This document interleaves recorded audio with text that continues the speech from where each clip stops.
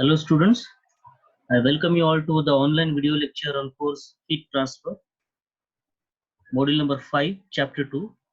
This is the 8th lecture on the boiling and condensation. So the previous classes we have solved the numericals on condensation.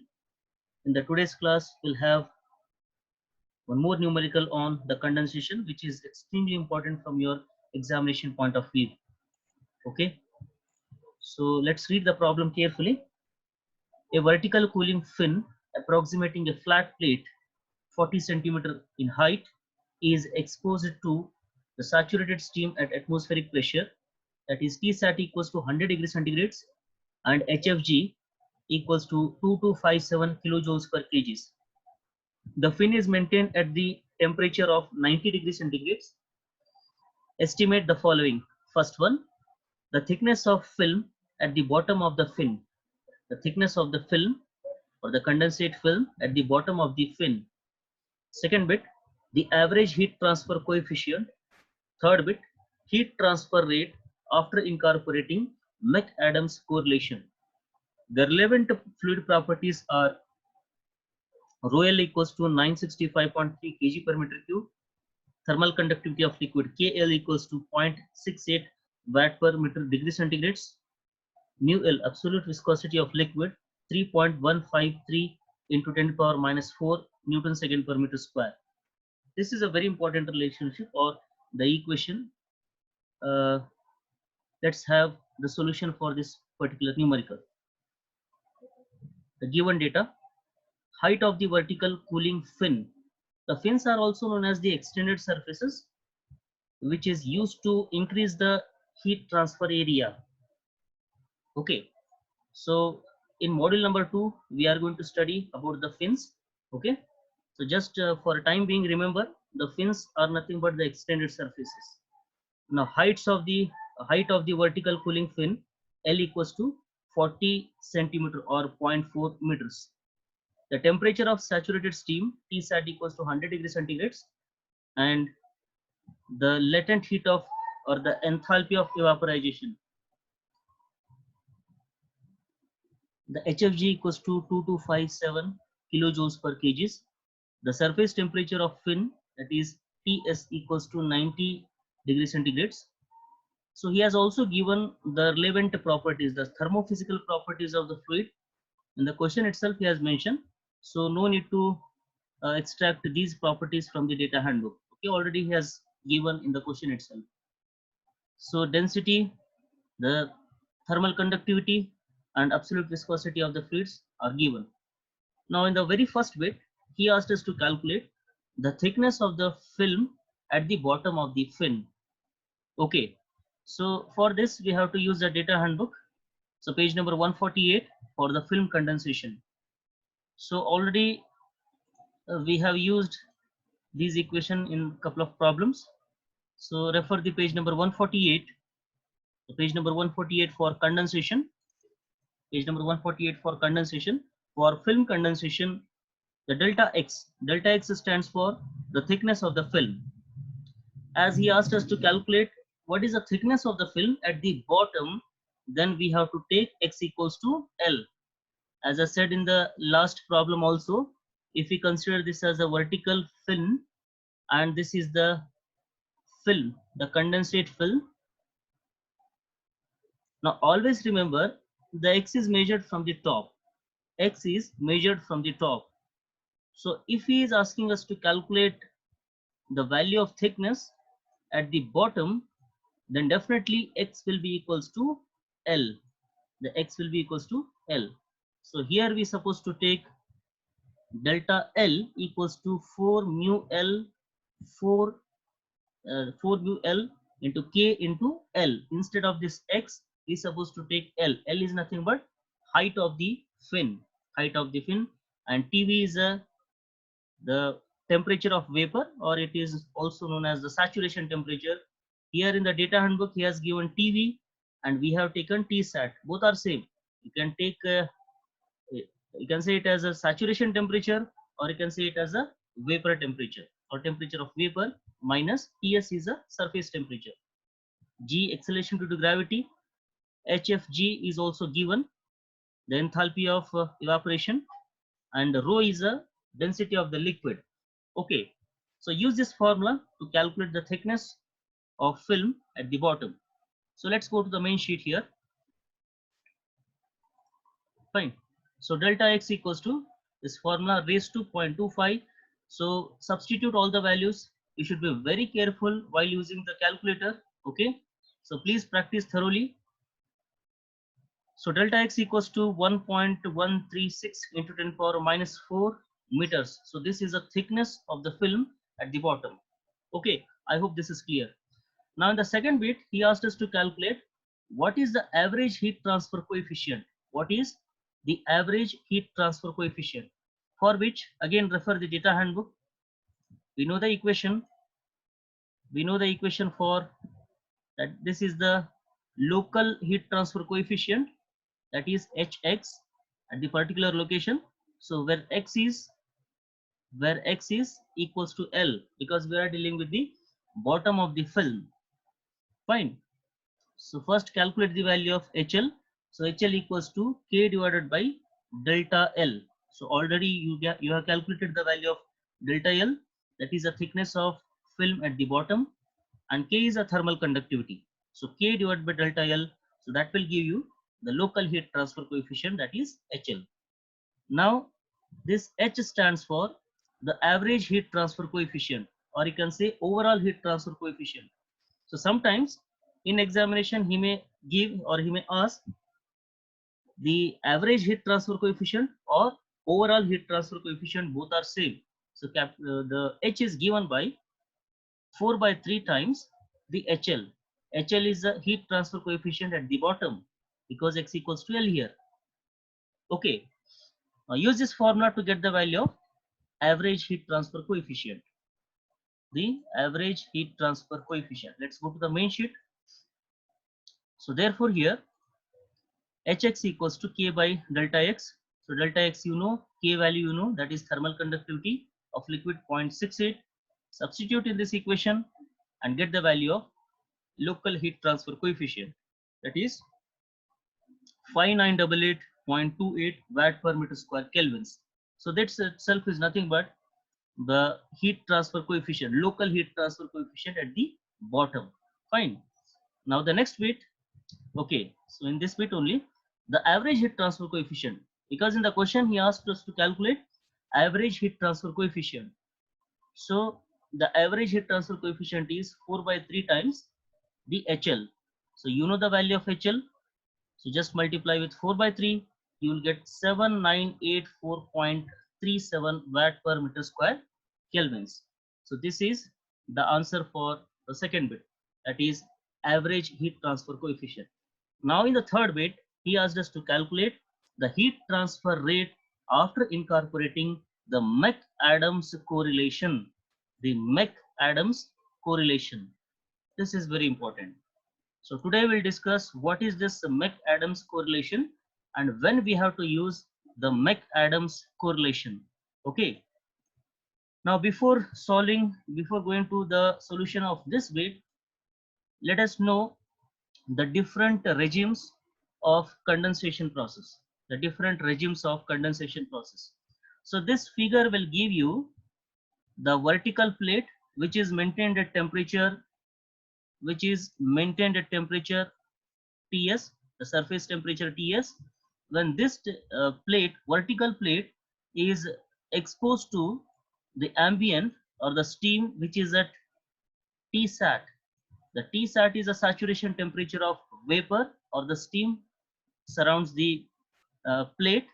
So if we consider Ts, the surface temperature is less than the saturation temperature of vapor, then definitely this vapor will lose its latent heat to the plate and it will be converted into the liquid state and thereby forming a liquid film or the condensate film.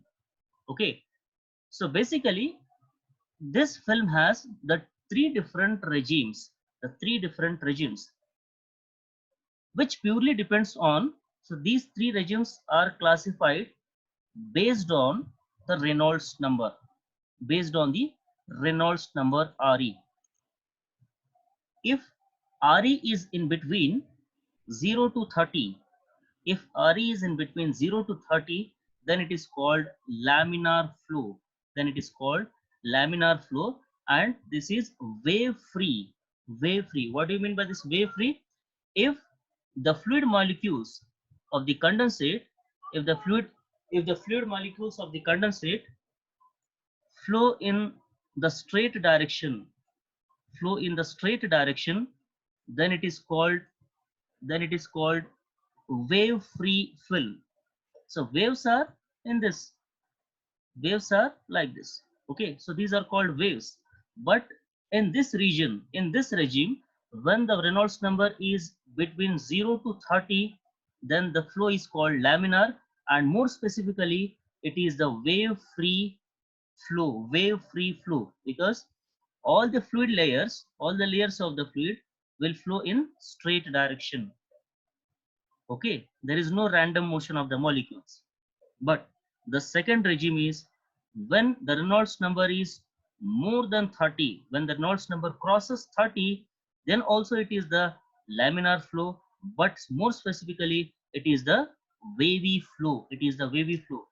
The fluid molecules or the fluid layers flow in the form of waves. These are the waves. Okay, wavy flow.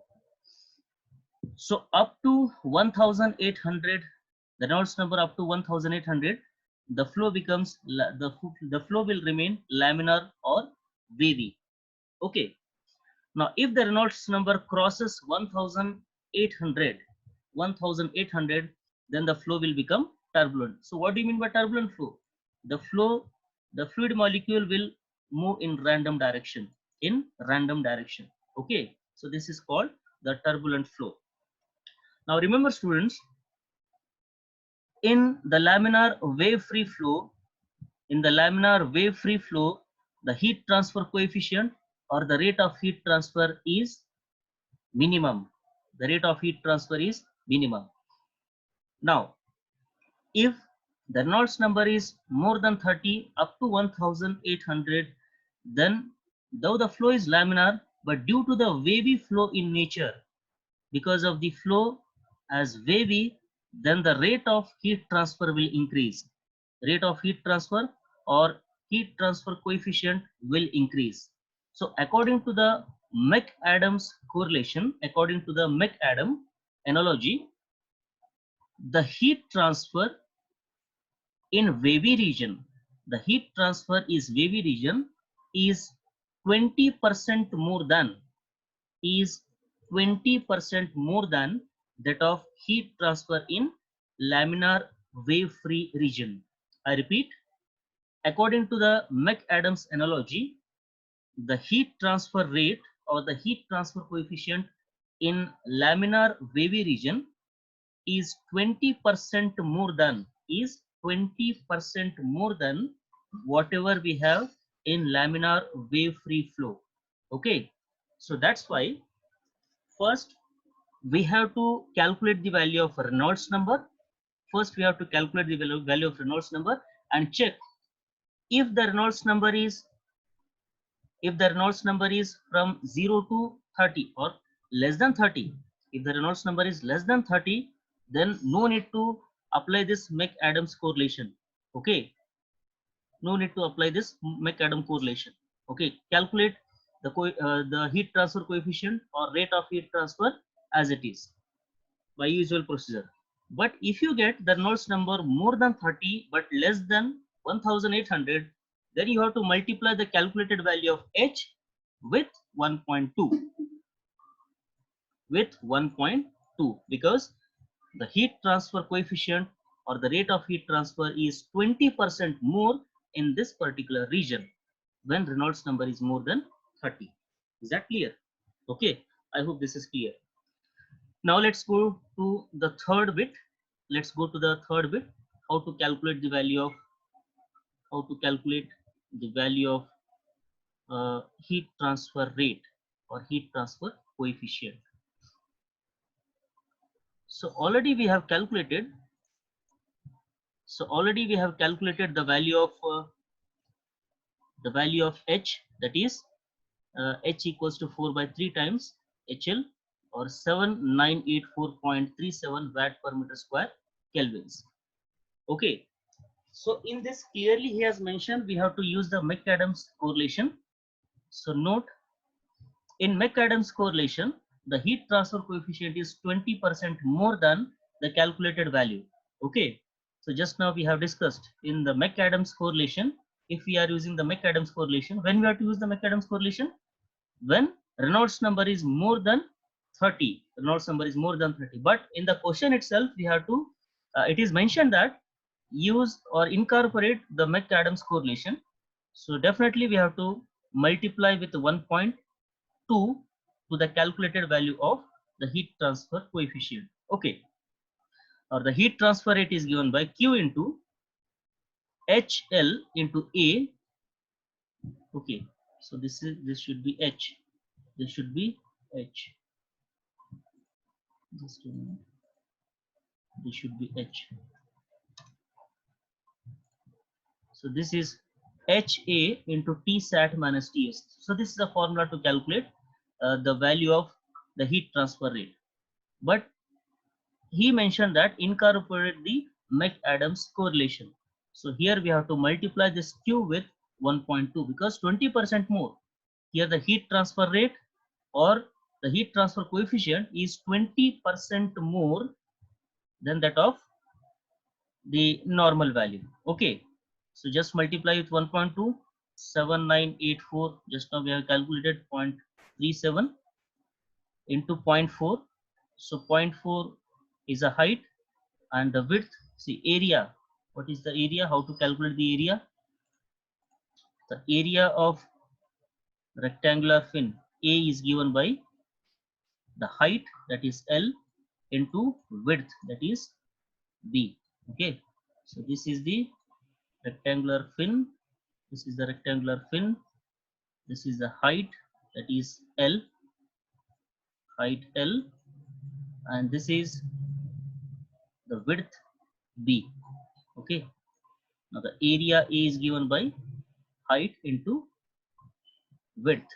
Okay, so here we have considered width equals to 1. If not given, then consider the unit width 100 minus 90, and Q equals to 38324.98 watt per meter. Why we have to take the per meter here? Because B, the width is 1 meter. So for Q equals to 38324.98 watts per meter width. Okay. Now this is the extra part that I have done for understanding purpose. Okay. This is the extra part, the condensation rate. Now the question arises how to calculate the value of Reynolds number. Okay, how to calculate the value of Reynolds number, for which first we have to get the value of the condensation rate, which is given by m dot equals to Q by HFG. M dot equals to Q by HFG. Okay, so here Q is nothing but latent heat. Q is nothing but latent heat, because latent heat is a heat. If we transfer the latent heat, then there is a phase transformation keeping the temperature constant. Okay, so this is called the latent heat. So HFG is the latent heat or the enthalpy of vaporization, the enthalpy of vaporization. M dot is the condensation rate. So m dot equals to Q by HFG. So Q, you know, 38324.98 watt per meters, and HFG also you know, that is 2257. So you have to multiply with the 10 to the power 3, that is joules per kg. Joules per kg. So you will get 0.017 kgs per seconds.